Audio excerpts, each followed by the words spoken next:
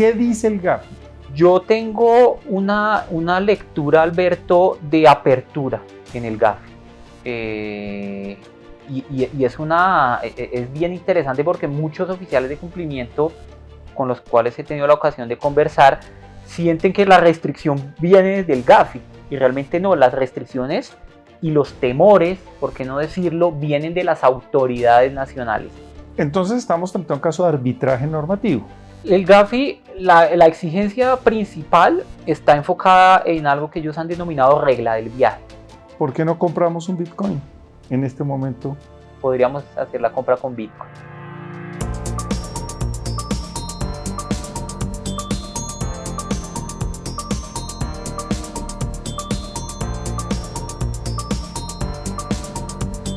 Hola, bienvenidos a otro video podcast de InfoLaft. Hoy tenemos un tema que yo creo que nunca va a dejar de ser un tema importante. Y lo más importante es el ángulo que se le dé. Y esto es el tema de los criptoactivos.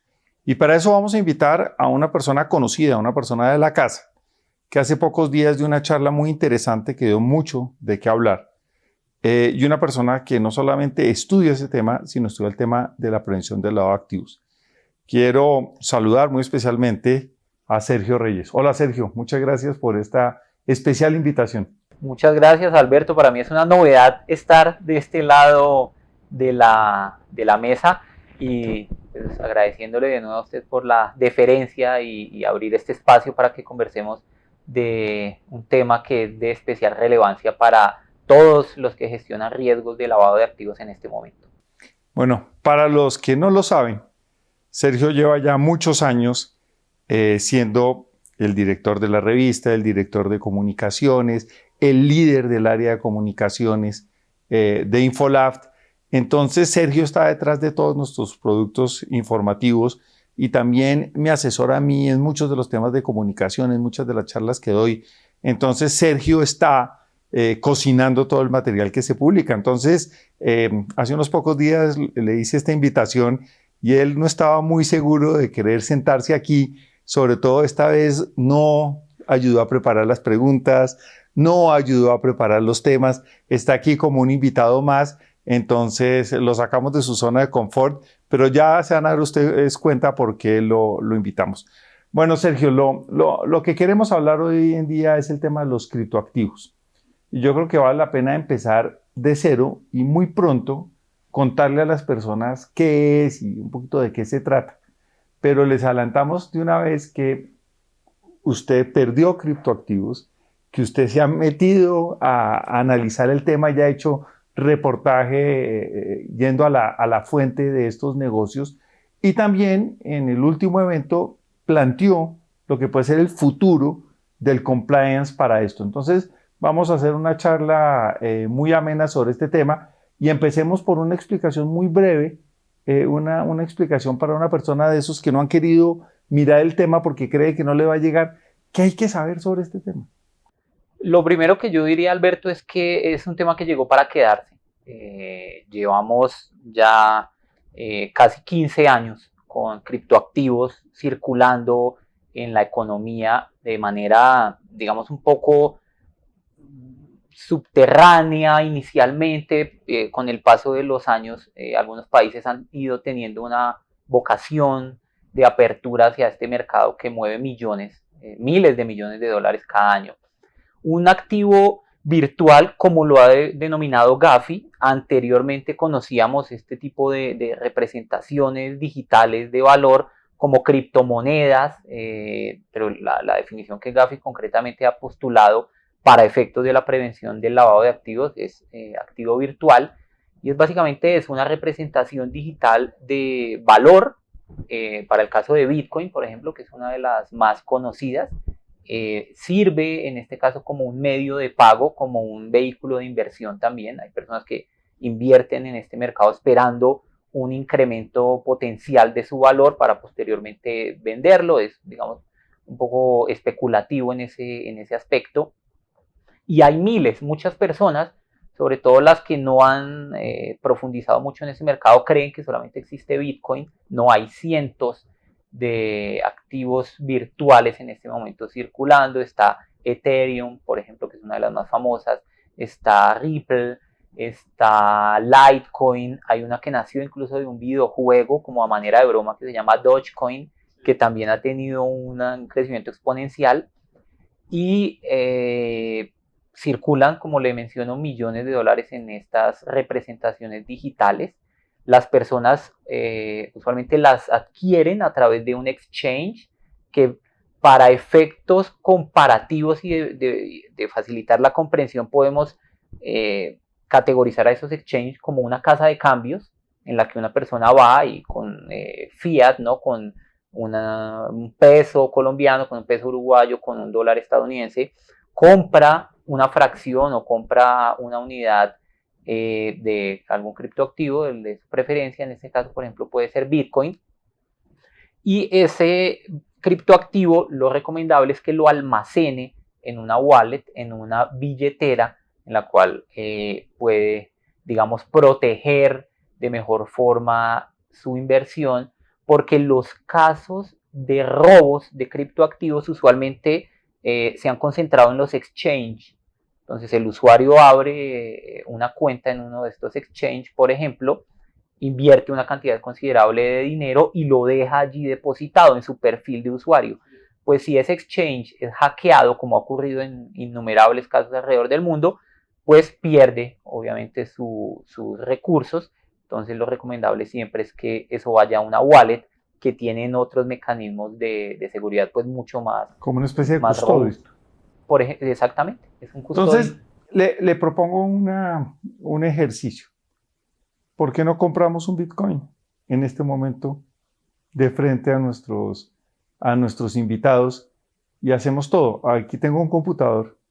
¿Por qué no me ayuda usted? Y obviamente un Bitcoin no vamos a poder comprar. Tenemos que comprar una fracción de Bitcoin. Entonces, lo primero, ¿qué criptoactivo le parece que sería interesante para esta demostración comprar? Bitcoin, yo diría que Bitcoin, que es el que tiene un mayor nivel de reconocimiento. Hay otros más interesantes en términos de inversión y de potencialidad de incremento de valor, pero podríamos hacer la compra con Bitcoin. Vale, entonces acá le tengo un computador. Por favor, compremos en este momento, mientras charlamos, mientras hablamos de todos estos temas, tome usted control del computador. Claro y que sí. Compremos, haga todo lo que tenga que hacer para poder comprar. Lo recomendable siempre en estos casos es hacer la transacción en un exchange reconocido, formal, que tenga, digamos, una buena reputación. Eso es fundamental porque al final del día son recursos que vamos a invertir. En este caso, el más conocido en Colombia es... Entonces vamos a hacer la transacción. Sí. Y obviamente lo que estamos buscando es cómo es la experiencia y cómo es el compliance. Entonces vamos a ver qué preguntas nos hacen, cómo vamos a hacer eso. Para avanzar con la compra del activo virtual en el que estamos interesados en invertir, pues lo primero que debemos hacer es crear una cuenta. Entonces en este momento estamos haciendo ese proceso. Allí nos piden, por supuesto, un correo electrónico, asignar una contraseña segura y, por supuesto, aceptar unos términos y condiciones de uso y una política de privacidad, pues que en este caso el exchange ha dispuesto para esos efectos. En este momento ya hicimos el envío de la solicitud y el sistema nos pide revisar nuestro correo electrónico. Allí debemos ingresar, por supuesto, a nuestra bandeja de entrada, hacer clic en la verificación de la apertura del perfil de usuario. Vamos a mirar en mi celular el correo de verificación. Me acaba de llegar. ¿Quieren confirmar? Confirmo el correo electrónico. Y una vez lo hacemos, el exchange nos pide ya una serie de datos para surtir el proceso de debida diligencia que tiene establecido. Encontramos preguntas como el país emisor del documento de identidad nuestro, en este caso pues del usuario de Alberto, así como su nacionalidad, su país de residencia, el departamento en el que habita, el barrio o la comuna, dirección de residencia y un número de teléfono. Luego de registrar esta información, fíjese lo interesante, Alberto, ya nos pide cuál es nuestra profesión y validar si somos o no una persona expuesta políticamente. De manera que aquí ya eso se puede asimilar al proceso de onboarding digital que surte pues cualquier sujeto obligado a prevenir el lavado de activos y la financiación del terrorismo.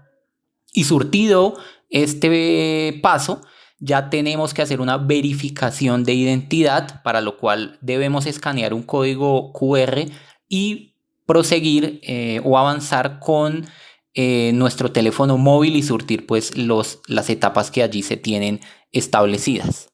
La verificación desde el teléfono celular básicamente lo que exige es subir fotos del documento de identidad y grabar un video corto del rostro, en este caso del usuario, de Alberto Lozano. Entonces, en primer lugar, vamos a hacer la grabación de rostro que solicita el sistema. Cámara abierta.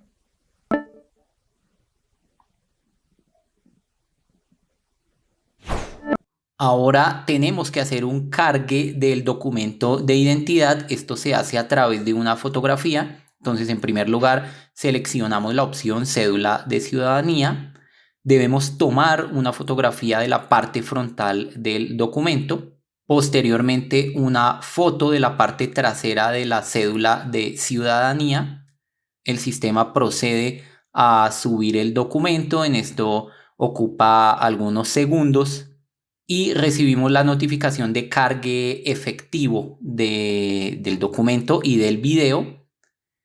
Y posteriormente, como lo podemos ver aquí, Alberto, ya el sistema nos confirma que completamos la verificación facial y nos dice regresa al computador para continuar con el proceso de vinculación, que es en lo que estamos en este momento.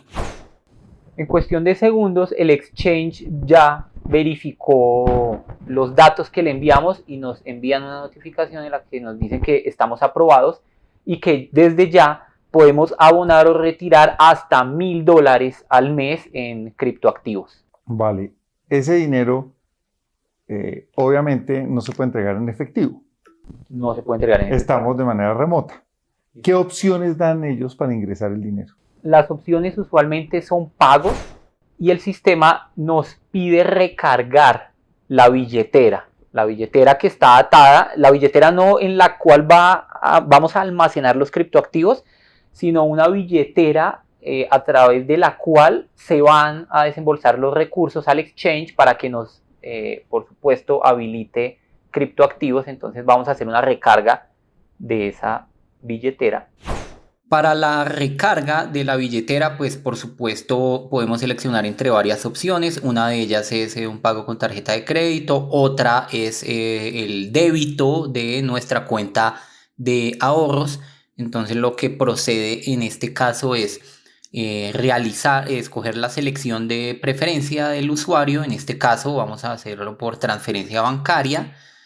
Y vamos a avanzar a poner el monto aproximadamente para este ejercicio. Vamos a simular $1,000, menos de $1,000. Creo que es un monto aceptable porque es el límite, recordemos que inicialmente nos impone el sistema.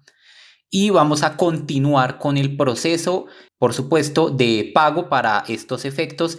Pues estos pantallazos no los podemos mostrar, de manera que vamos a surtir este paso y en este punto ya el sistema nos confirma que efectivamente la billetera fue recargada y disponemos de ese saldo en este momento para transar con activos virtuales. Entonces, lo que es claro es que yo ya confié en una página web, le envié $1,000 que salieron en pesos, el equivalente en pesos, de mi banco colombiano. Entonces ya el sistema financiero y una empresa dedicada a los activos virtuales están entablando una relación. Tiene toda la razón, Alberto. Ya se estableció un vínculo, una relación entre las dos partes que usted menciona y eso pues obviamente es muy, muy interesante. Ahora, para continuar con el proceso o finalizar el proceso de compra del activo virtual, luego de que el dinero ha ingresado a la billetera, podemos, como lo vemos en este momento en pantalla, Alberto, seleccionar el activo virtual en el cual estamos interesados, de manera que vamos a seleccionar la opción Bitcoin. Luego, en este campo introducimos el valor, el monto, para este ejercicio de compra que es 100% real.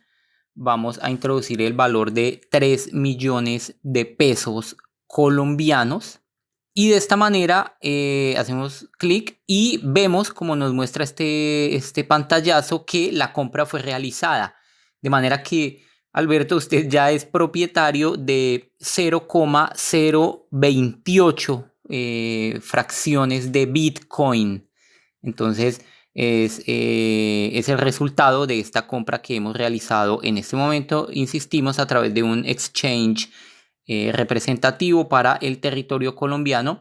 Y finalmente nos preguntan dónde vamos a dejar los Bitcoin. Vamos a alojarlos en la billetera asociada al perfil de usuario suyo, Alberto, y por supuesto pues ya vamos a proceder posteriormente a llevarlos a una wallet que es la práctica de la que hablaba al inicio de esta entrevista y que es la más recomendada para todos los inversionistas. Esto que vimos acá se podría hacer con una página web de cualquier parte del mundo. Ahí está el riesgo, ¿no es cierto? Ahí hay un riesgo efectivamente y lo que corresponde en este caso para el usuario inversor sería realizar una debida diligencia y procurar realizar sus compras, sus inversiones en exchange reconocidas y que tengan por supuesto un historial de cumplimiento. Pero el tema va en los dos sentidos.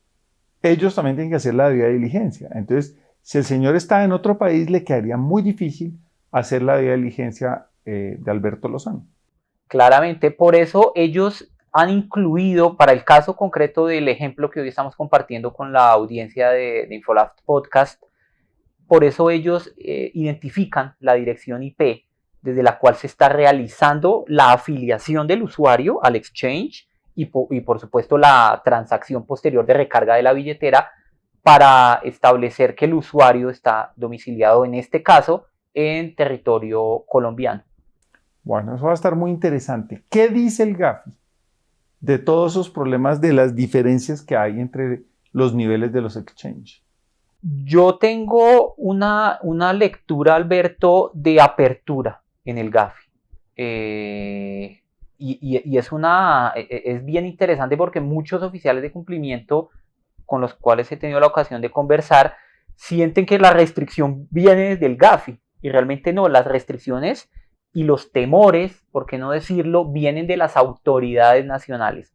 Pero desde Gafi incluso hay una guía de regulación de activos virtuales y de proveedores de servicios de activos virtuales que está encaminada no a abrir la puerta como tal a este mercado, pero sí menciona que la inacción no es una opción. Y hay tres, digamos, posibles caminos que mencionan ellos. Uno, la prohibición total.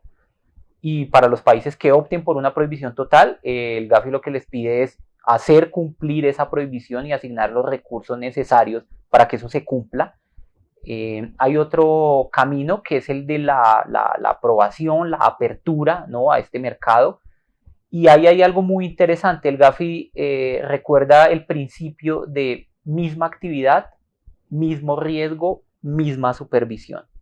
Entonces, si un proveedor de servicios de activos virtuales realiza el mismo tipo de transacciones que una entidad financiera, la regulación debe estar atada a la actividad, en este caso. Y en consecuencia, si realizan las mismas transacciones, no puede haber un criterio distinto de evaluación, que eso para mí fue revelador cuando tuve la ocasión de consultarlo.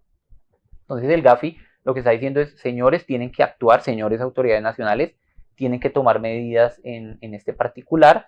reconoce el Gafi también que esta es una actividad que lleva años en funcionamiento, que tiene cierto relacionamiento con el sistema financiero. Hay países que están muy avanzados en cuanto a la emisión de regulación. Bélgica, por ejemplo, está cerca de cumplir 10 años de una regulación de este sector.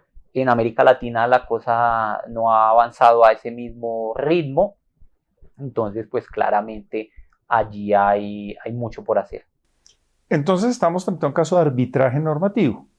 Tenemos países con normas diferentes y tenemos el Gafi diciendo, cuidado y no genere usted ese arbitraje normativo. ¿Cuáles serían esos agujeros negros? ¿Cuáles son esos lugares donde realmente se puede abusar de estas figuras? ¿En qué países? ¿En qué tipo de entidades? El Gafi, la exigencia principal está enfocada en algo que ellos han denominado regla del viaje. Y la regla del viaje consiste en que, por ejemplo, para el caso de nuestro ejemplo, el exchange esté en capacidad de identificar el originador de una transacción, en este caso el usuario Alberto Lozano, con su nacionalidad, su número de identificación, su país de residencia, el monto de la transacción, y la regla del viaje se completa con el destinatario, ¿no?, de esa transacción.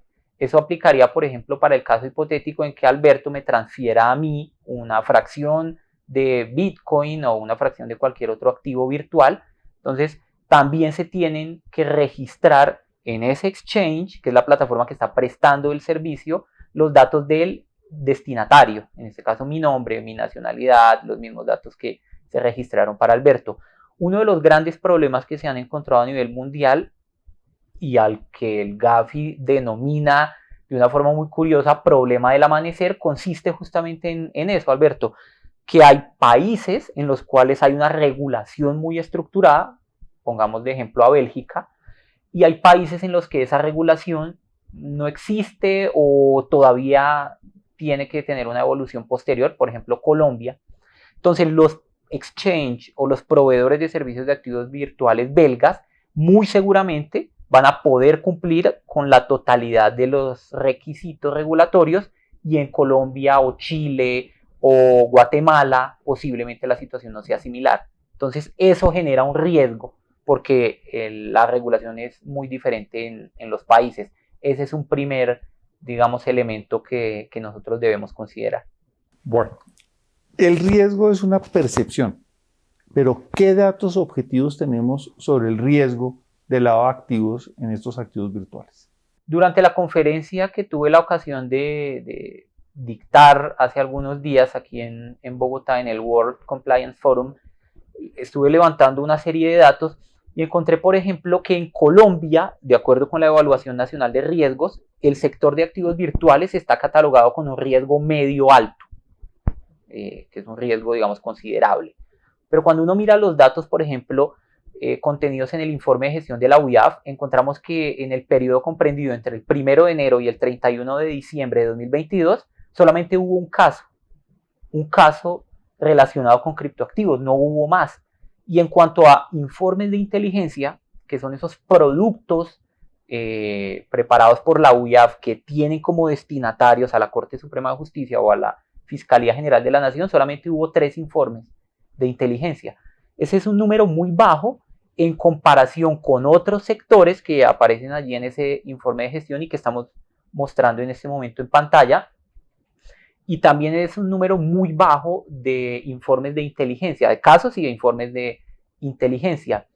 Y hay que recordar que la metodología establecida para evaluar los riesgos, identificar los riesgos y evaluarlos, se basa en metodologías usualmente de expertos, en criterios de expertos que ante un desconocimiento evidente a mi modo de ver, y esta es una opinión personal que solamente me compromete a mí, ante el desconocimiento que existe, pues claramente hay más una percepción de altísimo riesgo que una identificación concreta del riesgo basado en datos y en criterios e información objetiva.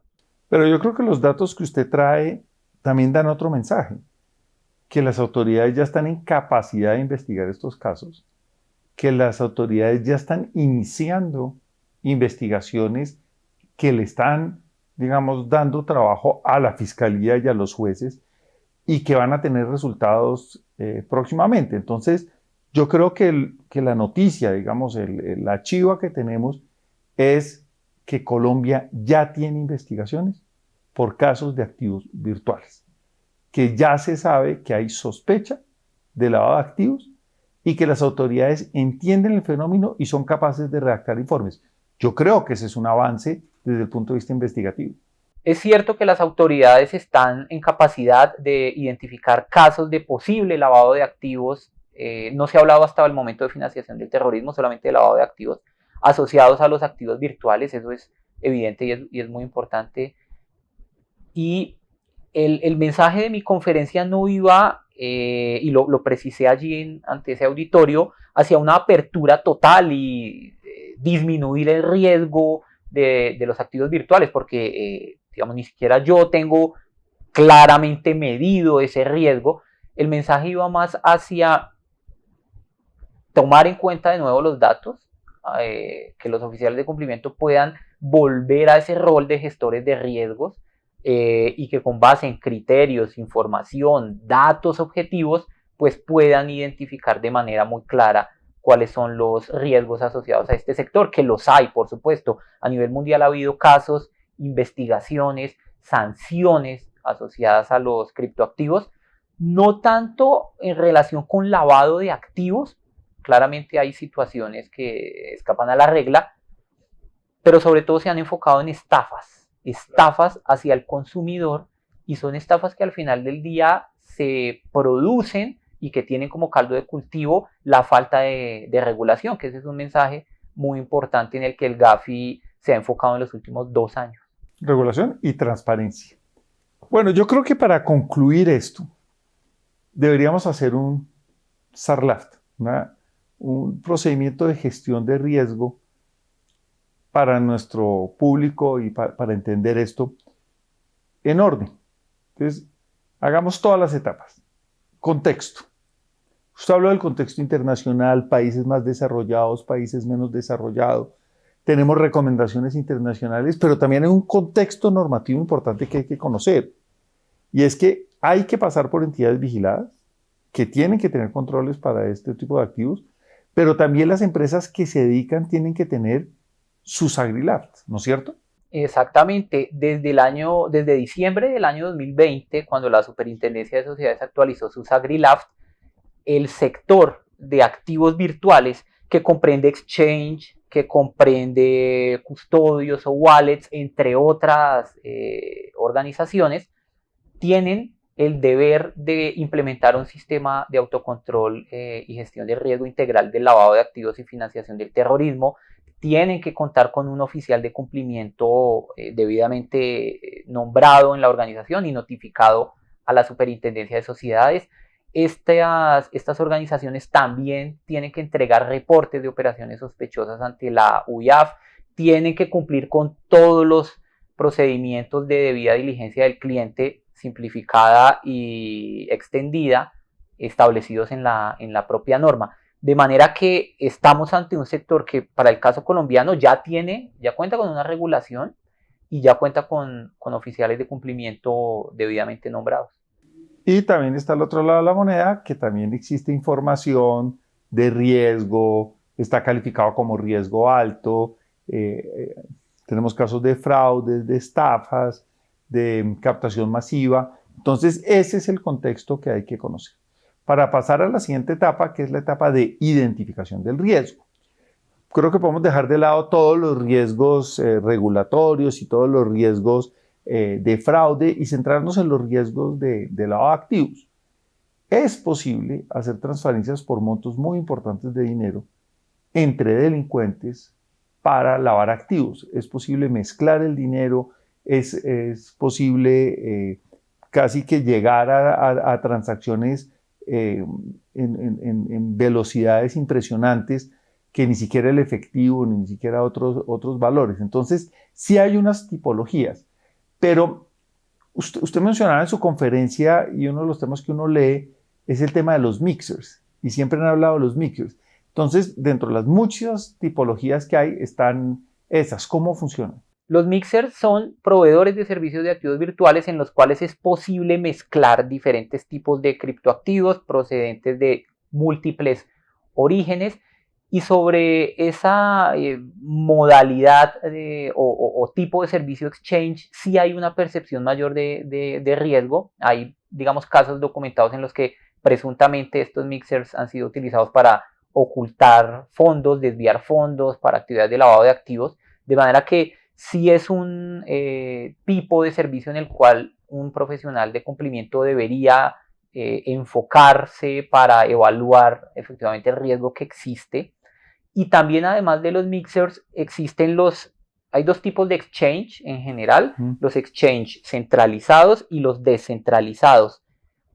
También existe en este momento una percepción de mayor riesgo en los exchange descentralizados, porque básicamente le permiten a cualquier usuario que se sume a un protocolo entrar y empezar a mover recursos. Mientras que los centralizados son, por ejemplo, el tipo de exchange que usamos hoy en nuestro ejercicio, en el cual pudimos corroborar que hay unos procedimientos establecidos de debida diligencia y de conocimiento del cliente. Hay otros que también deberían ser conocidos, evaluados por los oficiales de cumplimiento, que son aquellos exchange centralizados que permiten transacciones entre un usuario A y un usuario B, y ellos, digamos que prestan el espacio para que la transacción se haga, pero realmente el movimiento está entre un usuario y otro y no a través del exchange como lo vimos recién. Entonces, la teoría clásica de la gestión de riesgo está el factor de riesgo jurisdicción. Hay jurisdicciones con más seguridades. Tenemos también el tema de la contraparte. ¿Con quién negociamos? Tenemos, igual que en las entidades financieras hay bancos fantasma, bancos pantalla, bancos en jurisdicciones de alto riesgo. Acá también hay exchange que hacen diferentes cosas, están los mixers. Entonces hay que entender ese ecosistema, ese tipo de entidades que participan de los negocios, desde los mineros hasta los mixers, hay que entenderlos a todos. Y tenemos la transacción. No es lo mismo una transacción como la de hoy, de $1,000, de cargar una billetera, a otra transacción de hacer una transferencia a otro país o de ir a un mixer para romper el vínculo y que esa ley del viajero y esa información se pierda. Entonces, tenemos que entender que esto no solamente el activo, sino también el tipo de transacciones que se hacen. Creo que no podemos llegar a hacer una medición del riesgo, ya hacemos la percepción de las autoridades colombianas, pero terminemos con lo que sigue en la gestión del riesgo, que son los controles. ¿Qué dicen? ¿Qué se han inventado de controles para evitar que se abuse de estas figuras? Antes quisiera mencionar algo respecto a la transacción, sí, que me parece importante. Ya hay soluciones tecnológicas que hoy permiten hacer criptoanalítica, sí, es decir, identificar efectivamente cuál fue el origen de una determinada acción. Recordemos que las transacciones se van registrando en una cadena de bloques. El famoso ledger. Exactamente. Sí, ledger. Y esa información no la puede leer un humano, efectivamente, pero sí la pueden leer programas informáticos, sí la pueden leer computadoras, de la misma manera como seguramente hoy los oficiales de cumplimiento tienen programas que les permiten identificar alertas transaccionales, saltos, comportamientos inusuales, de manera que eso también permite un poco desmitificar la percepción de total y absoluto anonimato.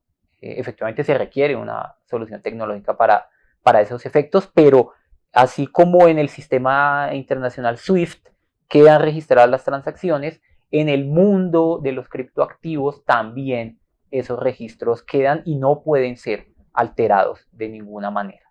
Y claro, depende de qué criptoactivo, de en qué época, desarrollado por quién, porque pues existen tantos que tal vez hay unos más anónimos que otros. Bueno, y llega el último de los controles, que es el famoso de-risking, que es ya no hacer negocios.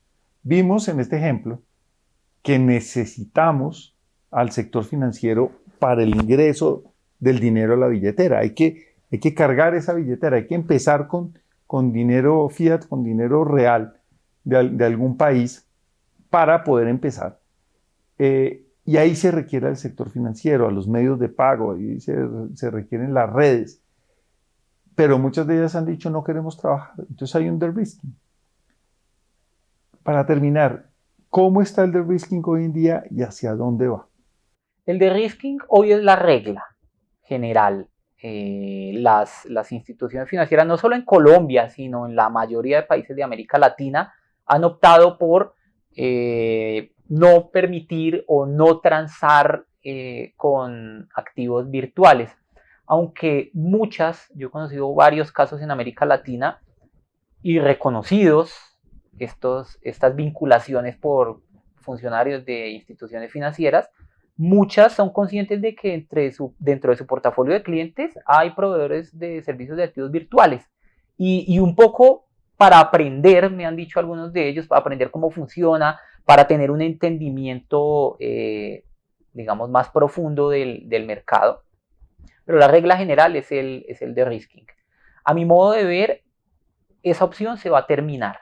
Esa opción ya no va a ser posible porque primero viene la quinta ronda de evaluaciones mutuas y una de las preguntas que el GAFI ha anticipado es que se va a enfocar en la regulación hacia este sector, de manera que sí o sí los países tienen que emitir regulación y sí o sí sobre la actividad y sí o sí tienen que imponer regulación contra el lavado de activos para que sea aplicada por estos proveedores. Además, los países van a tener que contar con registros de exchange o de wallets o de cualquier otra organización vinculada al sector de los proveedores de servicios de activos virtuales. Y adicionalmente van a tener que contar, como lo dijimos y lo hemos insistido a lo largo de la entrevista, con oficiales de cumplimiento. De manera que el oficial de cumplimiento o el profesional de gestión de riesgos de una APNFD o de una institución financiera hoy lo puede hacer, porque hay cierta opacidad también y cierta, digamos, falta de definición regulatoria. Pero mañana, cuando el sector esté reconocido jurídicamente, cuando cumpla con todas las normativas, posiblemente va a ser muy difícil demostrar una causal objetiva para negar la vinculación o para terminar un contrato. Bueno, pues Sergio, nuestro invitado de hoy, nos contó que ya hay investigaciones en Colombia sobre activos virtuales, que es un sector que, contrariamente a lo que se cree, sí tiene regulación. En Colombia exige hasta oficial de cumplimiento, manuales, señales de alerta, listas, tecnología, y en otros países es inclusive más sofisticado. Hicimos el ejercicio de empezar a invertir y nos dimos cuenta que hay un conocimiento del cliente simplificado, pero que tiene que integrarse con el sector financiero. Tuvimos que utilizar nuestra entidad financiera para transferir el dinero a la billetera y hacerlo. Sergio, lo que argumenta, y yo creo que en eso lo comparto, y eso es lo que muchos de los expertos han, digamos, visto como interesante en los planteamientos de Sergio, es que ya se va desarrollando este sector a tal punto que el de-risking ya no es posible. Que nos toca hacer es un SAGRILAFT, un SARLAFT. A todas las entidades, no estoy hablando solamente de las que están en este tema de los activos virtuales, sino a todas las que trabajan o los que invertimos en ellas, nos toca identificar los riesgos y conocerlos, segmentarlos. Esa segmentación de estas entidades es lo importante. Sergio, muchísimas gracias por aceptar esta invitación a su podcast. Muchísimas gracias, Alberto, por el espacio, por permitirme compartir algunas reflexiones a los oficiales de cumplimiento, y para mí es un verdadero honor estar en este momento ocupando esta silla que ha sido ocupada previamente por expertos del más alto nivel en la región. Muchísimas gracias. Sí, aquí han pasado los que supervisan, los que cumplen la supervisión y los que, como ustedes, ayudan a generar este conocimiento. Muchas gracias. A todos ustedes, bienvenidos nuevamente en una próxima oportunidad a seguir discutiendo estos temas. Y no olviden que este mundo de los activos virtuales llegó para quedarse. Son millones, miles de millones de dólares los que ya están invertidos y no van a desaparecer porque usted tenga una política de de-risking. Ahí están y hay que gestionarlos.